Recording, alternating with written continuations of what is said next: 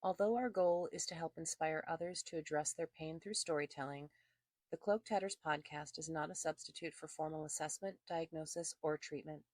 Our content is for informational purposes only and is not considered medical advice.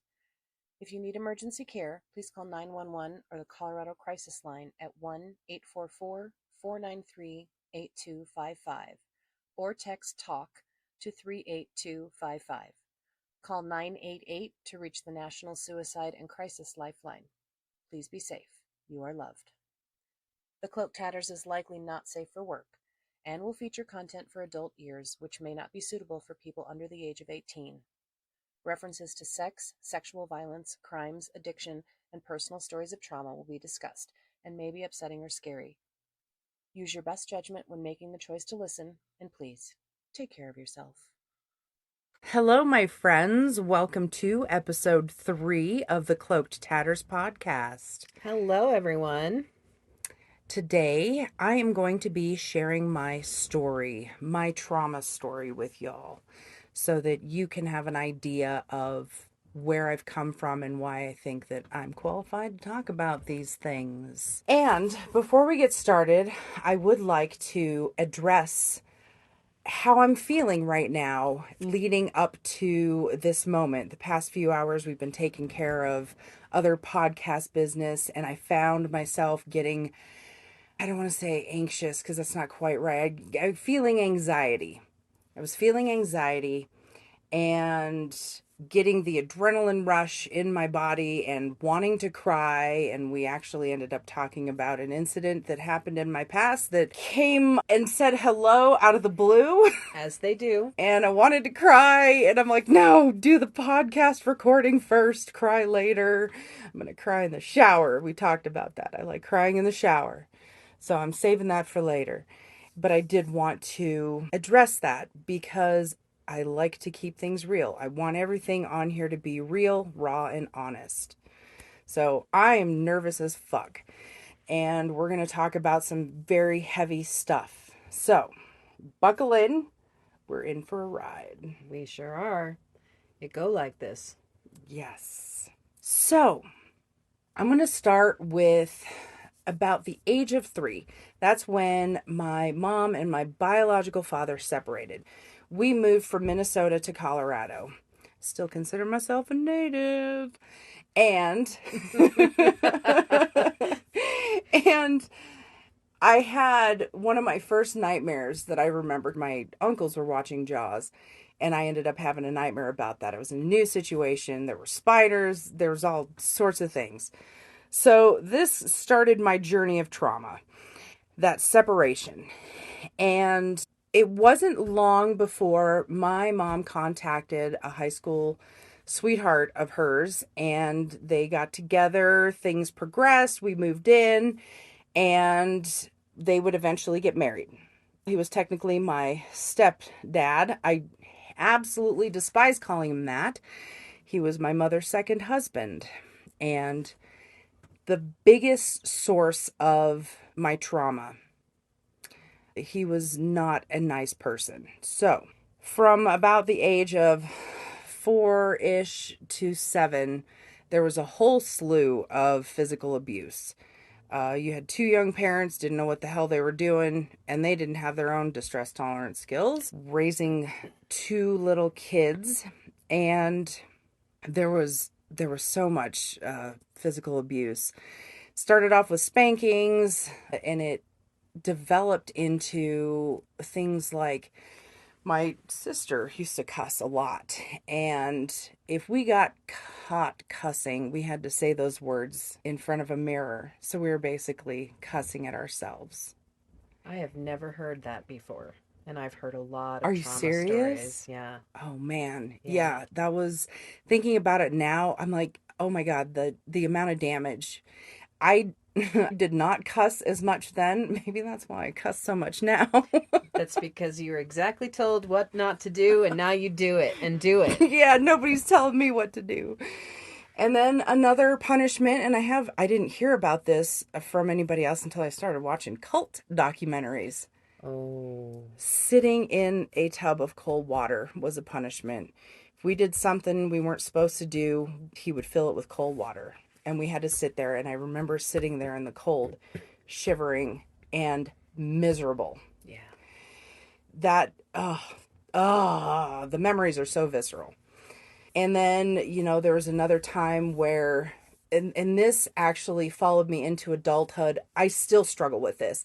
So we moved to Table Mesa, which is like a little part of Boulder from Lafayette. Okay. And we had a playroom in the basement, my sister and we were told to pick up our toys. And of course, we didn't pick up all our toys. I was like 6 and she's 4. Yeah. And so for every toy that he had to pick up, we got slammed against the concrete wall in the basement. And I remember my sister and it was just like a fucking revolving door.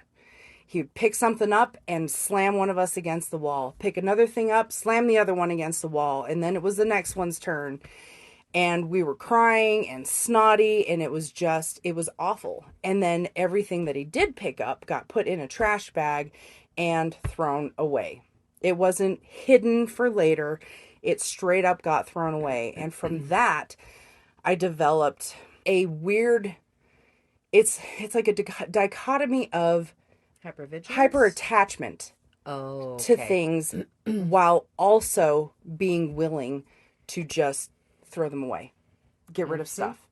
And this happened when I moved from Michigan to here. And that was only, 3 years ago. I threw away a bunch of shit. I'm like, I don't need this. I don't need this.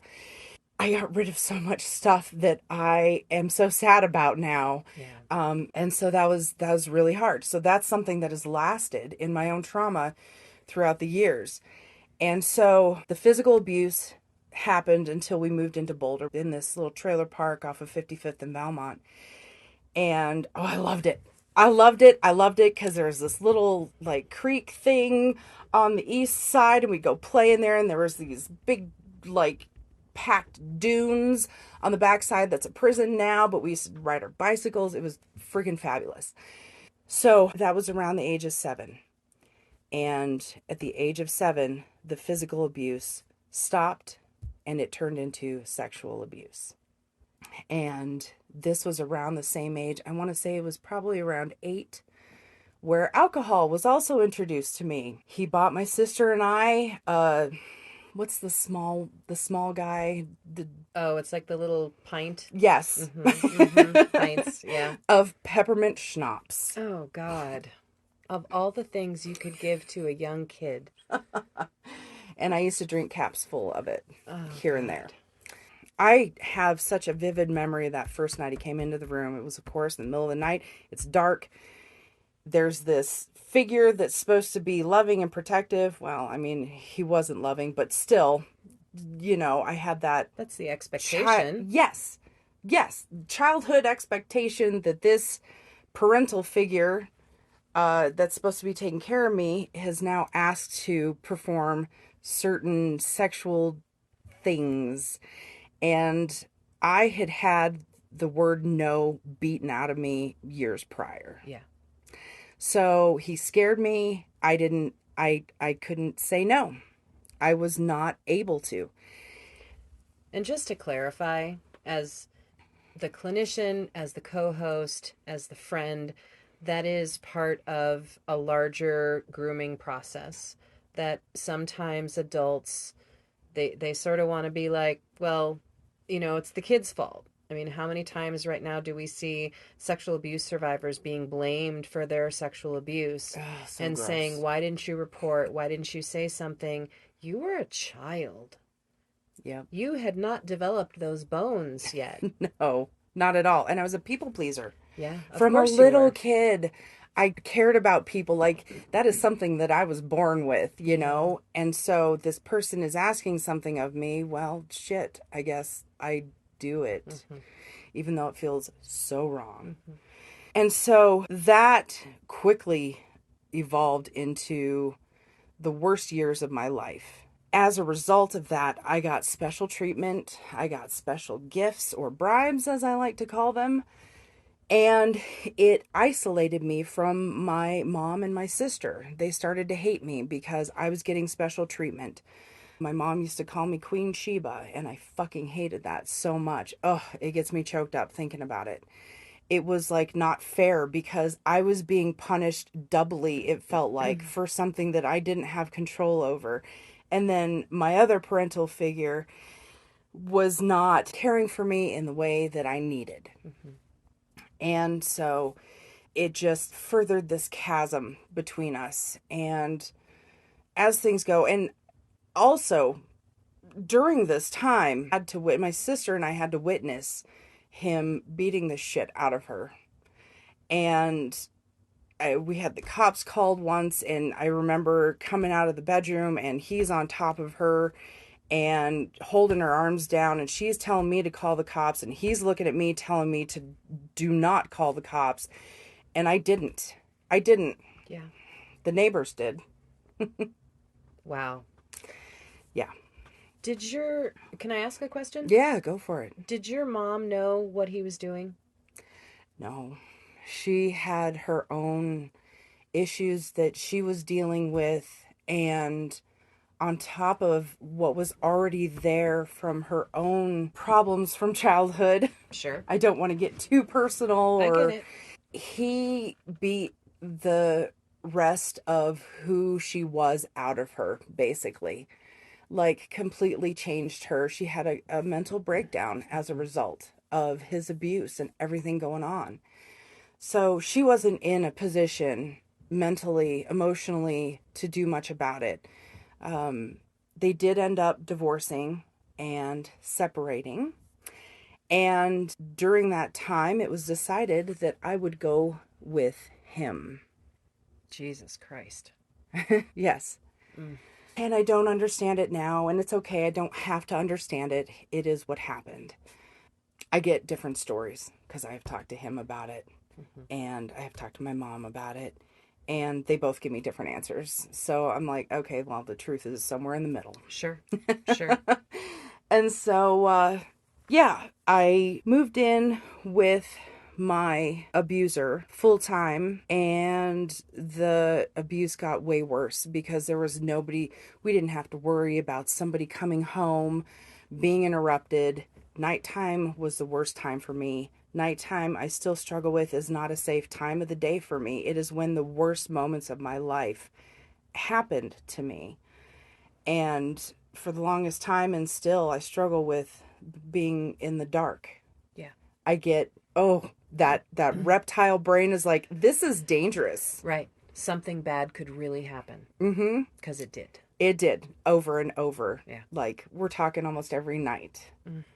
And I didn't get to sleep alone. I would ask my friends, my sister, my cousins, do you want to spend the night? I would beg people to spend the night because then I knew I would be safe. Yeah. But even at that, I remember there were times where he had this foam mattress he'd put in the closet in my room, and they had to sleep in there with the door shut so that he could still come in. That was my life for a couple of years that I lived with him. And I was able to find reprieve now and then because he worked a lot, and even on the weekends. So I would have the place to myself. I would go ride my bicycle. I roller skate. I would swim. We talked about that a little bit in previous episodes. Yeah. And found my happy place wherever I could get it, because life was just, I didn't want to exist, you know? And when I was 11, almost 12, I was in 6th grade, up in the mountains with the 2 6th grade classes, and we were saying goodbye for graduating, moving on to 7th grade, and we all got on the bus, and this bus was going down the mountain, and unbeknownst to us, the bus driver had driven up with the e-brake on. She also didn't know how to drive in the mountains, and so the brakes were hot, and they gave out going down the mountain. And it was we can talk about that in detail some other time. We ended up going over the side of the mountain, landing like 10 feet from the St. Vrain River up over in Lyons. I was sitting in the second seat from the front. The kid in front of me flew out the window and he died instantly. And for the longest time, I wondered why I couldn't have, because he had a great life at home. He was a sweet kid. I had a shit life. So I survived this bus accident only to go back home to this asshole that was sexually abusing me. And so that started a major convergence of traumas that became so intertwined that when I started to dissect them, it caused a lot of huge issues that we'll talk about a little bit further Sure. in this podcast. So during all this time that this was happening, the abuse, and then especially after the bus accident, I had been feeling like I was alone. I didn't know anybody going through this kind of shit. I didn't know how to talk to anybody about it. I just felt other and tried to keep to myself while also enjoying school because that was my safe space. Yeah. I learned how to learn, and that was what I became good at, is being a nerd. And I embrace the hell out of that shit now. Do it. So it was so hard because I didn't realize this until much later in life, but he had been grooming me to be his future wife. When I was in 6th grade, I remember he bought me a gold and diamond ring that I wore on my left ring finger. And then when I graduated 6th grade, he bought me an even nicer one. And I would get in trouble. I remember one time I was playing around with makeup, as you do in 7th grade. I love makeup so much. Totally normative. And I'd worn it to school, and I remember him asking me, it's like, why are you wearing makeup? Are you wearing that for somebody? I got in trouble for wearing makeup to school because he thought I was trying to attract some other kid. I'm like, no, this is fun. My face is a blank palette and I get to play with it. Mm-hmm. That's it. It's another form of expression. Right. Yeah. And that was squashed. Was he jealous? Oh, yes. Uh-huh. Very insecure, jealous person. Yeah. Honestly, like looking back at his behavior and knowing his past, I know that he was also stuck emotionally in a very young age. Okay. He was very emotionally immature. Yeah. So that's where a lot of that stemmed from. He would keep track of how much I ate and what I ate, and that resulted in eating disorder of overeating and overeating sugar. I became addicted to sugar because, well, if I can't have sugar when you're around, I'm going to have it when you're not, and I'm going to have as much as I fucking can. Mm-hmm. And I still struggle with that to this day. So when I was a year later after this bus accident, my mom's third husband, a man I would consider my father, decided that I needed to come back home. And we decided that we were going to move from Boulder. There's just too much shit happening. Let's move. We moved to Arvada. And that was a culture shock for me. It was a much different environment. But it was cool because I like new things, right? So I found my group of kids that I got along with, and I feel the need to not necessarily go back, but in all this stuff that happened and in finding this group of kids, I wanted to be accepted so badly that I started teaching myself to get along with anybody that came my way. That's when I started building these different masks for any situation so that I could fit in with anybody. Yeah. And became a chameleon. Yep. And I've heard so many people talk about doing this. That's what we do. Right. I mean, it's a fascinating skill, and it's a survival skill. Yep. If you blend in, nobody will pick on you.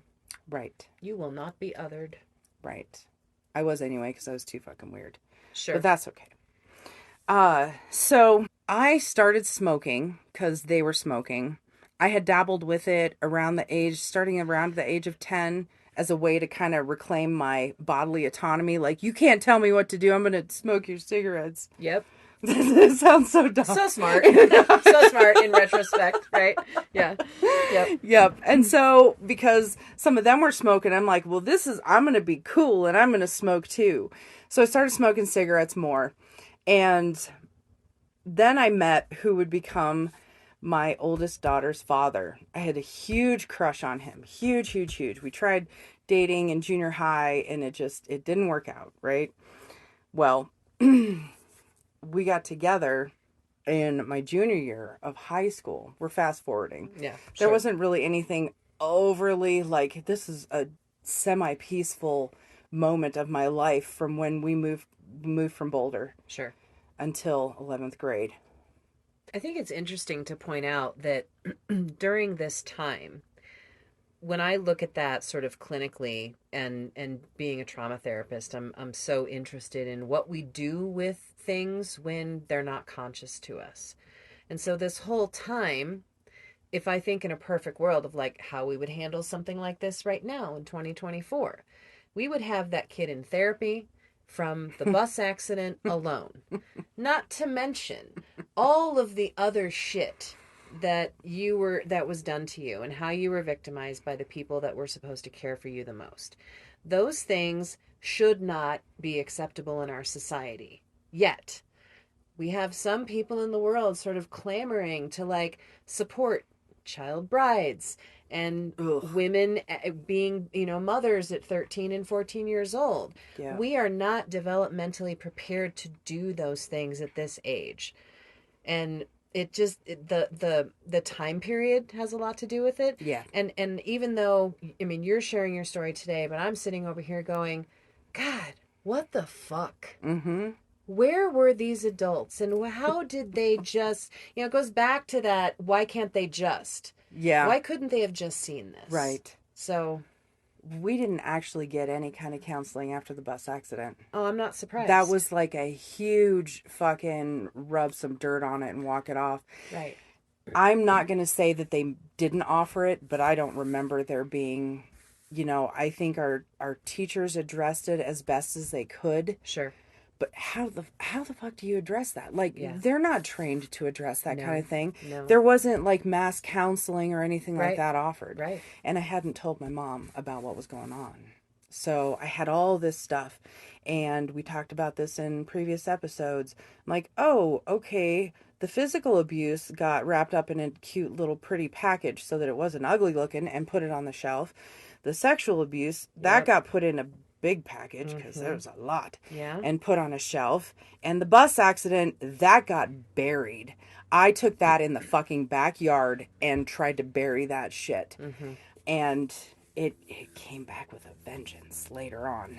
So, yeah, I tried therapy at 14. At 14, I finally told my mom what happened.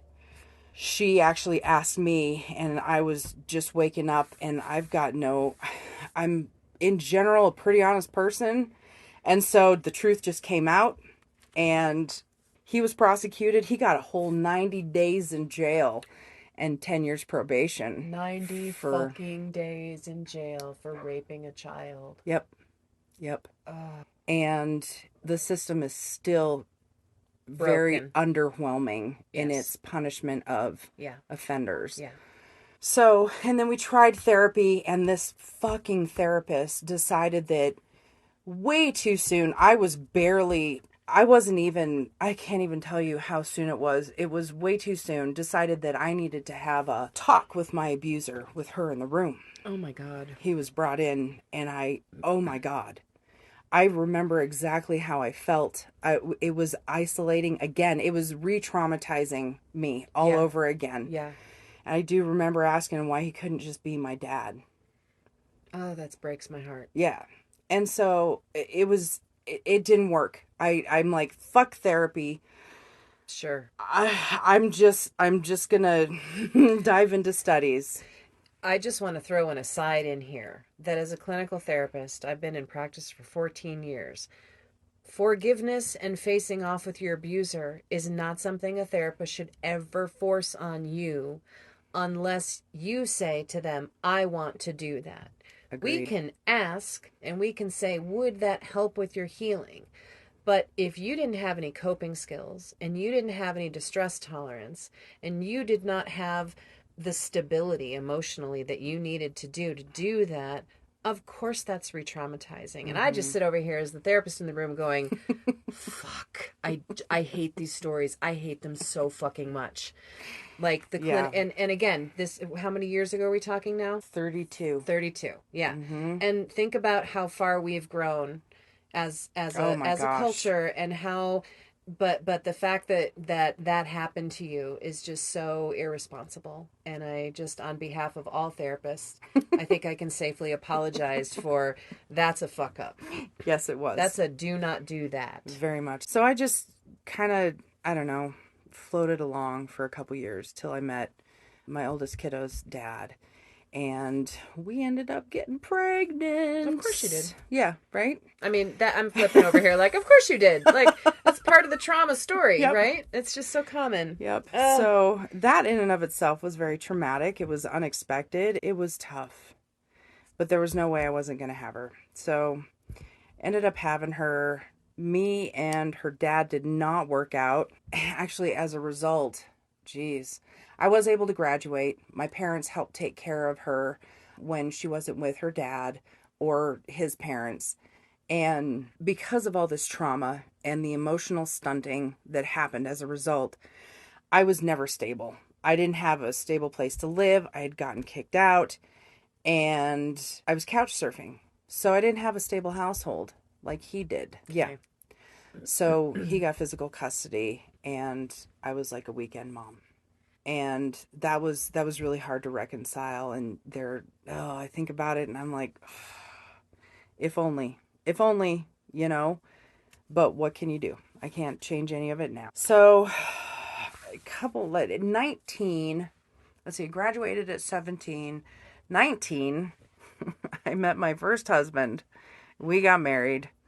That didn't last. We had my second kiddo, my youngest, and I think 2 years into the marriage, it fell apart.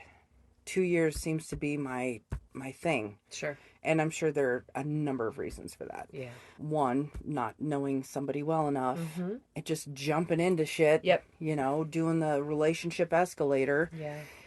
So then on to hubby number 2, who was a high school sweetheart. He's the one that I didn't choose, and I chose my kiddo's father instead. But I'd always had feelings for him. We finally got together. We hooked up and decided that we wanted to be in a relationship.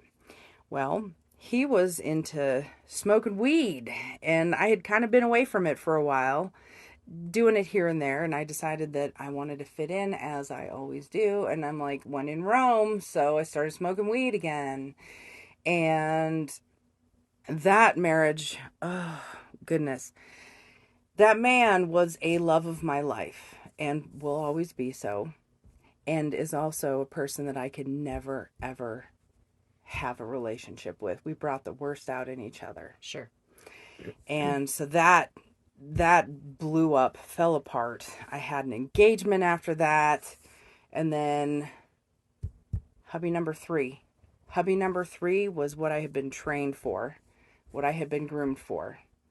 And this is the embarrassment of my life. I can feel my face growing redder as I speak. Yep. Hubby number 3 was my childhood abuser. He had contacted me through my sister, wanting to apologize and reconcile everything that he had done. And I'm like, I thought on it for a minute, but there was that freaking part inside of me that had fallen in love with him as a child and looked up to him as a caretaker of sorts and friend.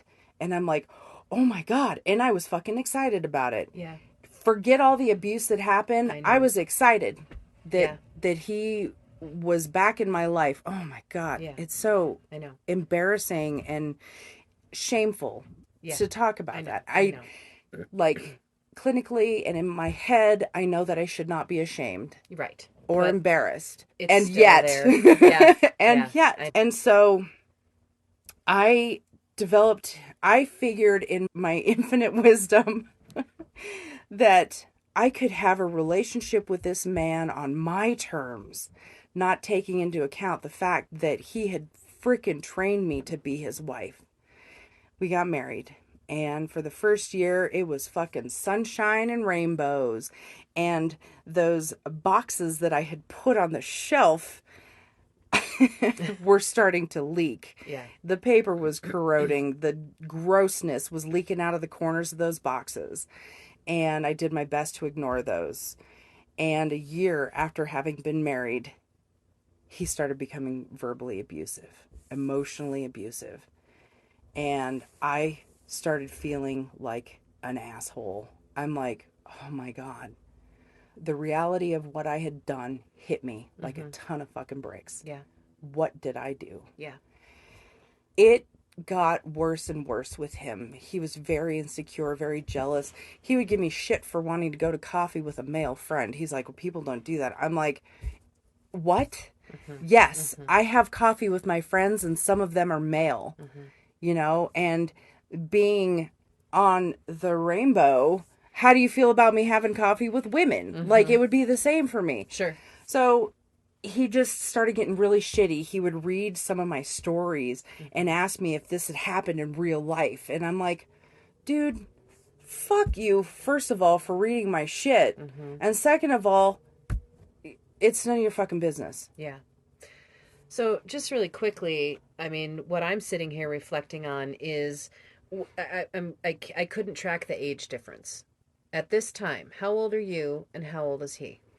So I would have been, let's see, 23, 34. Okay. 34. And he was? 20 years older than me. Okay. So even though you were 34, you were not developmentally No, 34 not at when all. you were back together with him, when Nope. you made this connection. I was fucking You were 11 years old. You were a baby all over again. And that's what happens. So when people, if anybody's sitting in the audience right now listening, why would you do such a thing? Why would you challenge that? Again, that is the grooming piece. And you fall right back into the developmental place where you were when it happened. I did. Like, lock, stock, and barrel. Boom. Yeah. I found myself right back there. And it was a weird climb. I didn't even fully climb out, but I emotionally and mentally, I was trying to climb my way out of that pit of being a little girl again around him. And I'm like, I'm a fucking independent woman. Like, but I kept falling back into that category of being a little girl again. So things got worse and worse. And I remember we were arguing about something. And what happened was we were laying in bed and the tension was just way too much. I said, I'm going to go sleep on the couch. I can't deal with the tension right now. And this was in February. And it was cold. We had had an argument over the heat. So I had been working and he decided that he was going to support me while I wrote. And we'd had a fight earlier that because he was the one working, he had control over the temperature of the household because he paid the bills. So it was cold in the living room and the couch was up against the window. And I, as I walked past the thermostat, I pretended to cough a couple of times to turn up the heat so that he wouldn't fucking hear the little clicks. And I lay down and I'm trying to be warm and he comes storming out of the fucking room and he's like, what did I fucking tell you about the temperature or the thermostat? And he starts turning it way down. Like, I turned it up 2 clicks, and he's, like, doing it, like, 6, 7, 10 times. Now it's 42 degrees. And I got fucking pissed. And I'm like, dude, it's fucking cold in here. I don't want to freeze my ass off. I'd like to get some sleep. And I went to go turn it back up, and he grabbed my hands. He grabbed my fingers, and he squeezed them so tight. He was a machinist, so he had really strong hands. Yeah. And he twisted them, and it fucking hurt, and it shocked the shit out of me. Sure. Like, I could take all sorts of emotional and mental abuse, but fucking, like, Don't having put somebody... your fucking hands on right. me. And Yeah. at the same time, he tore the face of it off the wall so that I couldn't adjust the temperature. I Oh my God, my body was flooded with adrenaline, and I wanted to cry, but I didn't want to give him the satisfaction. I went and laid back down and I cried a little bit, but I also started devising a plan on getting out because no, Yeah. like something switched in my brain that's like, oh, danger, you need to get the fuck out of here. Yeah. And so I was able to sleep a little bit. When I woke up, it was like 42 degrees in the place. And I got up and started gathering all the important stuff that I needed. He took my keys. I don't even remember how I got them back from him. And I managed to fucking leave the house. I met a friend. Oh, I'm so grateful for this. He went with me to the police station, filed a police report, got a TRO, and because the trailer was in my name, he was not allowed to go back. So that night, I filled his fucking car as full as I could with all of his shit. Done. Nice. You are the fuck out of my life. Nice. The day after that, I filed for divorce. And it was a small step for me in taking back myself and growth. That was my third marriage. And for a couple of years after that, I ended up selling the trailer, the fucking motorcycle, the bicycle, everything that he had given me, still bribes, I sold, got rid of. I don't even think I sold them. I'm like, just get this out of my fucking life. I don't want to have anything to do with him ever, ever, ever. And so I moved in with a couple of friends, still in Boulder. And it was, I think I lived with him for 2 years. And it was like some of the best 2 years of my life. We played D&D every freaking Thursday. You can't get better than that. So, really good way to like resolve stress, by the way. D&D has saved me on more than one occasion in my life. And so I was doing good, working at the animal clinic, met hubby number 4. And the whole relationship escalator thing kicked in, moved in with him, like made everything revolving around him in my life. And things, I mean, I was, NRE, new relationship energy. Things were freaking awesome. I was on cloud 9. In 2018, started dealing with a lot of pain. And I was able to get to see a doctor in late August and found out that I had a lesion on my cervix, and that turned into more tests, which are traumatic in and of themselves. Yeah. Oh my God. I know. We should be knocked out for that shit. I know. By October 25th, I found out that I had stage 1 cells on my cervix, and that was cancer. Oh, cool. Life. Thanks a lot. Yeah. I have to deal with all this stuff. I kind of feel like I'm starting to gain some traction, and you give me cancer. Fuck you. Yeah. Is how I felt. And I sank so deep into myself that, I mean, it took years. It took years to dig myself out of that hole. I got on antidepressants, anti-anxiety meds. I had to get on blood pressure meds. December of that year, I had a radical hysterectomy. They melon balled everything out of me, got clean margins. Oh, so fucking painful. It is, because it is an invasive surgery. I know. And it was the second one that I've had from navel to the top of my pubis that I had to be cut open.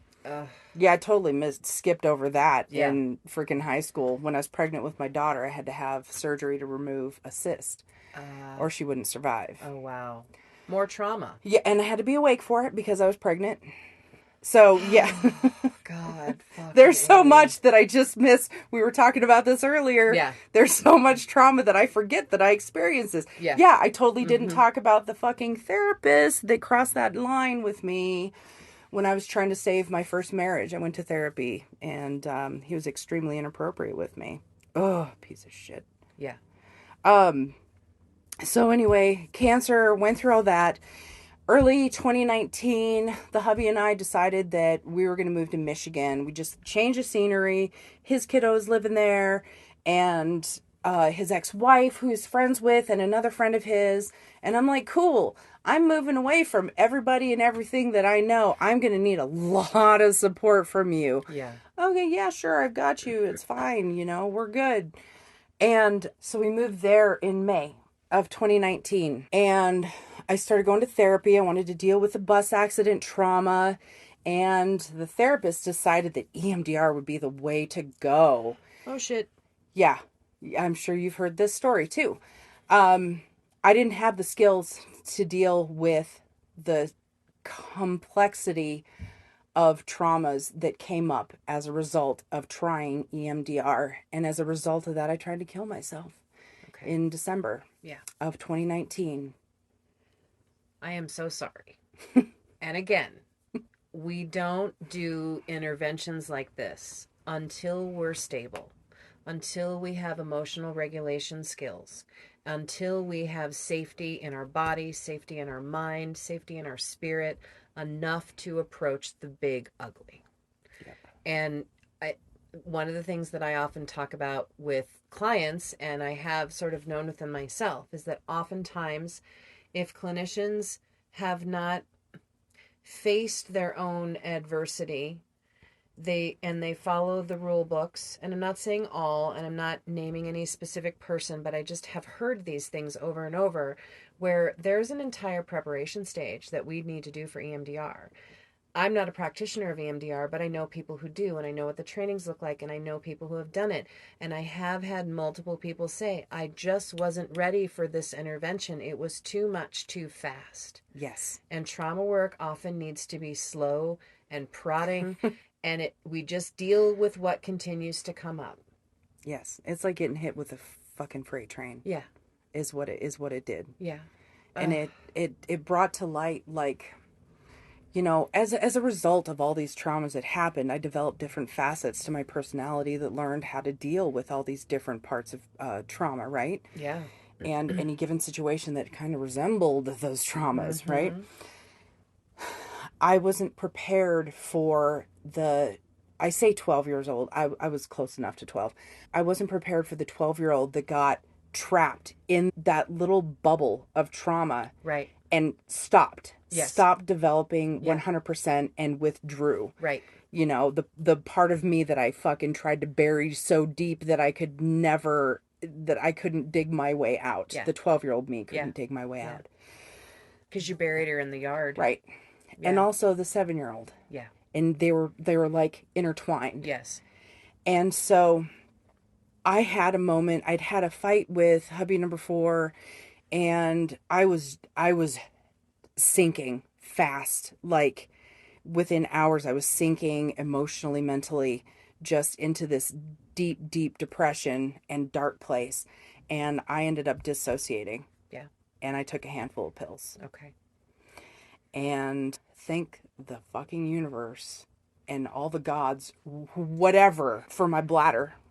Because I woke up in the basement. I had taken a picture before I dissociated and took them. I took a picture of what I took in case it didn't work and they needed to know what I took.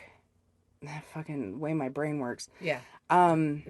And so I don't even remember the act of swallowing them. Okay. I just completely blacked out. But then I woke up.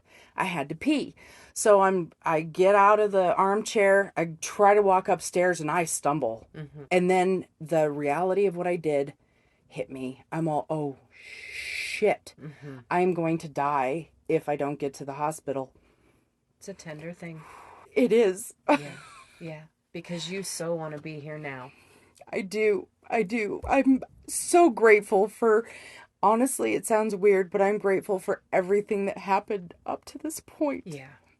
Because I'm happy to be here. Yeah. My life is fucking amazing. I get to do this podcast with another amazing soul, share my story so other people won't feel alone. This is like my life's passion, and I'm getting to do it right now. Yeah. But I wouldn't if none of this shit happened. I know. Ugh. I didn't want to get emotional talking about But that's real shit though. That's real shit. It is. We got to breathe through it, and we got to know that Yep. these are normative responses for us. There's nothing wrong with us, that we will continue to have reactions to the things that we've had happen to us. Because it like you just said, it really makes us who we've become. Yes. And I am I think I'm pretty fucking amazing. Yeah, you're fucking awesome. So, he drives me to, I woke him up and I'm like, I took some pills. I need to go to the hospital. Mm-hmm. And he took me there. I don't even remember the drive. I was passing in and out of consciousness. Sure. He told me I stopped breathing 3 times. They had to give me Narcan. Oh, God. Yeah, they had to give me Narcan 3 times. Yeah. That's a spirit that wants to live right there. Holy shit. But you know what? This is going to sound really weird. This is a little digression. I didn't have like a near death anything. Sure. It was just dark. Yeah. I don't, it's just a blank for me. Sure. I'm like, God damn it, there was no bright light, nothing, no fucking unicorns Yeah. or anything. Come you deserve on. a fucking rainbow and a unicorn. At the least. very least, okay? Like, Right. throw me a bone, universe. Right. So, anyway, ended up going to a hospital for 5 or 6 days. They tried to put me on Seroquel, Prazosin. I was a zombie. Yeah. All the sedation. Mm-hmm. Yeah. And though it was good for me. Mm-hmm. I needed to get away from everything and be shocked in a new fucking environment. And we started a group therapy, and that's where I learned about DBT therapy, which saved my life. Yeah. It has saved my life over and over again. As it does. And so I started my journey for the next 2 years of DBT therapy. I did it twice. I did 2 rounds. I'm like, I need this shit to stick. Yeah. Let's do it. My inner nerd was working fucking hard. You should see my DBT workbook. I can imagine. She's sitting here with a notebook in front of her with, like, amends letters and all this other stuff. I mean, this girl has worked hard at this stuff. I have. I'm like, there has to be a way out. There's like this part of me that just, it's the survivor part of me. Like, there has to be a way out of this. Yeah. I will figure out how. And I did. And it was a combination of DBT therapy, microdosing, and gardening. Yeah. Digging the dirt. Yes. Digging in the dirt. It's such a good metaphor. Being out with nature and practicing mindfulness skills. Yeah. Now, disclaimer here. At the time, I was still smoking weed. Drinking every so often, especially if I would go out dancing. But I was still smoking weed all the time. My agreement with my therapist was I would not smoke 3 hours before or after. I made it an hour. Yeah. So I was learning the skills, but I wasn't practicing. I was still working on trying to rewire my brain and dealing with some of my traumatic stuff, especially around the bus accident, while microdosing and gardening at the same time and doing the therapy. But it was like just a half-assed job. And it wasn't until my marriage failed, number 4, shocker, considering where my brain was at and how I'd grown up. Right. Had to move back to Colorado because I needed to be around my people. I had to be around my community, my family, my friends. I was so lonely. COVID had been around for a couple of years, and I could feel myself sinking again. So I moved back. At the time, I was also dating my girlfriend, and because practicing polyamory at the time. And so we moved out together into the mountains with a friend. And things started to devolve with her. And I tried so hard to hold on to that relationship. I'm like, God, we were like simpatico, We had trauma bonded. Oh. And we had bonded over weed. And she wasn't wanting to smoke as much anymore, so I found myself smoking by myself. And I'm like, fuck, I don't want to smoke by myself. This is a social activity for me. Sure. Or pain relief. Yeah. And so, I found myself sitting in my car alone, and I tell this story a lot, especially in my AA group. Sitting alone in my car with my bong in one hand, wondering, what the fuck am I doing with myself? I am having to start over again from nothing. I don't have a job. I'm on disability, but I don't have a relationship. I don't have my own place anymore. I don't have a job.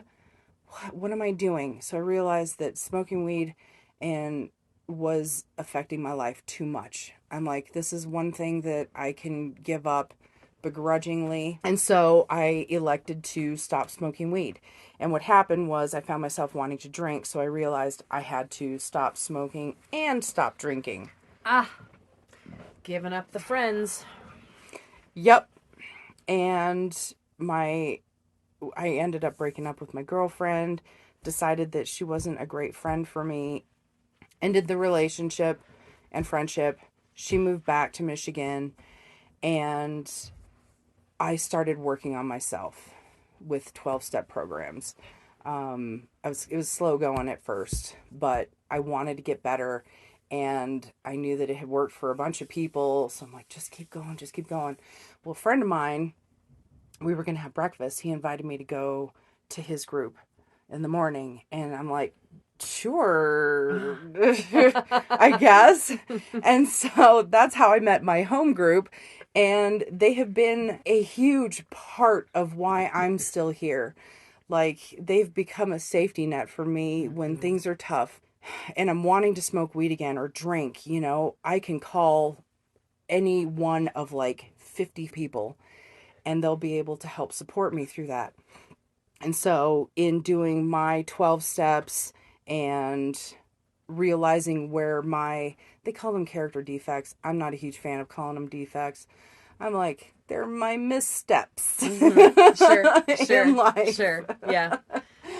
I've been able to see where I have had an impact on my relationships and what I needed to work on.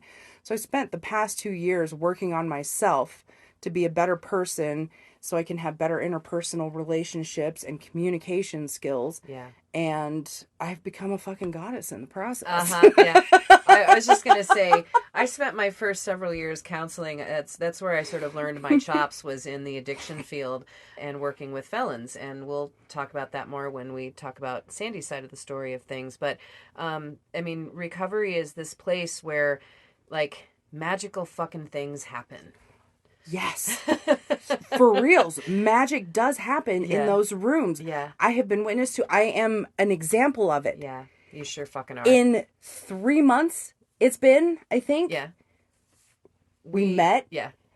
And we're doing a podcast. Yeah. We're doing the thing that I have wanted to do for years. And I've talked about writing. I've talked about doing art. Mm-hmm. I've talked about being on panels at local writing conventions. And in my sobriety, I have been able to do all those. Well, okay, I'm not published, but I'm working earnestly on the book. And I've worked earnestly on my art. I've sold a piece of art, you know? And I got the balls to freaking put myself out there and do the things that I want to do. Right. Instead of just only talking about them. Yeah.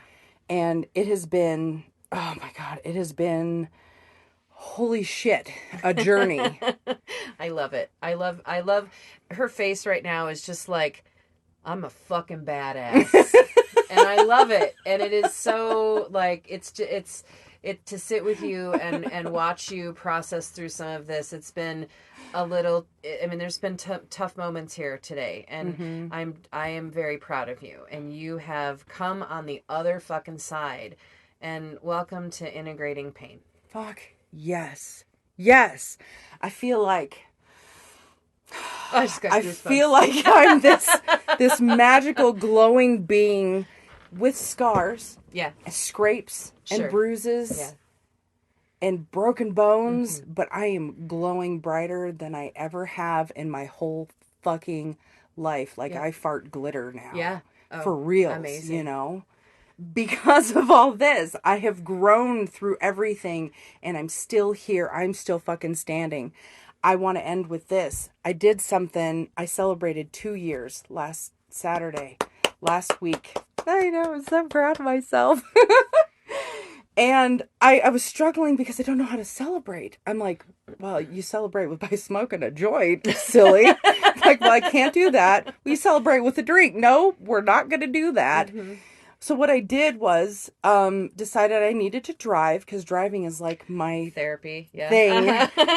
And I had my cry, talked to a friend on the phone for a little bit, and I decided I'm going to drive to Boulder. And I'm going to go up Flagstaff Drive I think it's called I don't know if it's Flagstaff Drive, Flagstaff Mountain. I don't fucking know. Anyway, it's where they put the star up at Christmas. Oh, In nice, Boulder. nice. So because it was late at night, and I wanted to go park and look over the view of Boulder and its lights and thank the universe. And I did, and I stood there and I like the Care Bear, when they emit the energy out of their bellies. Oh, I did that with all of my being and put my gratitude out there for everything that I've gone through, everything that I've worked on, and where I'm at, and for my future. Yeah. Because I've worked really it's getting me emotional. Uh-huh. I've I worked see so it. I hard see to it. get where I'm at today. And my dreams are coming true. And so I thank the universe for that. Yeah. And I got in my car because I had to pee really bad, and I drove back down the mountain. It was a very short trip, but I did it. I freaking did it. And I couldn't be more grateful today for everything that's happened. Yeah. The bad with the good. Mm-hmm. Yeah. I think it's incredibly moving that you did it at night. Oh, yes. In the dark. In the dark. In Yep. the scary place. Yep. And now you're like, watch me shoot the rainbows out my belly. Oh, and you know what else I did? I almost forgot. This is like the best part. And I was half crying, and I'm looking out over Boulder, and I said to it, I said, you didn't break me. I said, you tried, but you didn't break me, and I'm here, and I'm stronger for it. Yeah. You sure fucking are. Oh, yes. The end. Wow. Yeah. That's my story. That's incredible. I'm really fortunate to be in your midst today as you share this, because as your co-host and new friend and a therapist in the room, like I've heard bits and pieces of your story, but I haven't heard the whole thing from start to finish. And it's just such a testament to, like, I talk about this often with clients about like the power of the human spirit. And it's such a testament to that piece of, you can try to break me, you can rape me, you can abuse me, you can hurt me, you can squish my fingers, you can tell me I'm terrible and not worthy. And then somehow we collect all that fucking garbage, and then we learn from it, and we learn better that that's not who I was. That's who that person was. Right. That had nothing to do with me. I just got in their way. That's exactly it. Yeah, I like that perspective on it. So I couldn't help. Yeah, you couldn't help it. I mean, and it's heartbreaking to me because, I mean, I have my own story, and we're going to get to that too, but there's a lot of our story that aligns of how we were basically set the fuck up by other people to be at their whim and beck and call when they needed to work on themselves. And I think you and I both have sort of had the discussion of like, we can try to have empathy for the people that harmed us. Right. But I still even believe today that not everybody deserves the forgiveness. But if we can understand why these things happen to people and why people harm others in the way that you've just described, we can do better as a society. We can do better as a world. Yes, I agree. And that did help me with my healing, was recognizing that he was in a bad place himself. Yeah. Not excusing it. No. Not at all. No. But that recognition helped me to understand where he came from. Yeah. And I was able to heal from that. Yeah. There's that adage that goes around that sounds so cliche, but it does mean the world. Hurt people often hurt people. Yes, they do. But if we can take our hurt and we can make something out of it and turn it into, there's an analogy where the pot gets cracked and then we paste it together with the gold. I think it's a Japanese. Yes. I can't remember the name of it. Yes. It's, my file cabinet, my brain doesn't work that well anymore. But that idea of we're better for it, and we're more well-rounded. And yes, we have cracks, and like you said, the bruises and they're beautiful. But they're beautiful because we know that we look at that vase and we go, that has been through shit. But look at how lovely it still is, and look at it shine. Yep. Mine's not gold, it's glitter. My cracks are filled with glitter. I love it. Well, I think there's lessons from this that we probably won't review today, but I think maybe we can do we'll definitely do a debrief here because Oh, Candy worked yeah. really hard today to share all of the things. And that was one hell of an accomplishment. I feel accomplished. And also, Congratulations. I want to thank everybody listening. I appreciate you sharing this space with me and allowing me to be vulnerable. Yeah. I'm glad you're here. Thank you. Well, thanks for being with us today. This was moving. I've got some arm hair chills right now that we'll probably go and we'll talk more about these things to debrief and make sure that Candy's getting taken care of. And if you're finding yourself as the audience right now feeling any sort of which way or feeling that your heartstrings have been tugged at, totally normal, totally appreciated, and we just thank you for being here. But take care of yourselves as well. Thank you.